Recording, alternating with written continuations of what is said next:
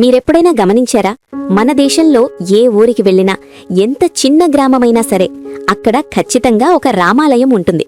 అసలు ప్రతి ఊరిలోనూ రాముడు ఎందుకు కొలువై ఉన్నాడు? దీని వెనుక ఉన్న రహస్యమేంటో తెలుసా? త్రేతాయుగంలో రాముడు అవతారం ముగించి వైకుంఠానికి వెళుతున్నప్పుడు హనుమంతుడు కూడా రావాలని కోరుకుంటాడు.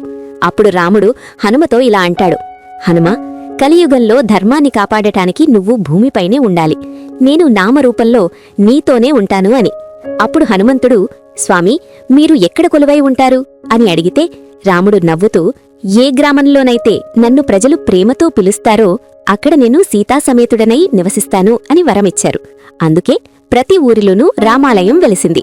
రామాలయం అంటే కేవలం గుడి మాత్రమే కాదు, అది ఆ ఊరి నైతిక కేంద్రం.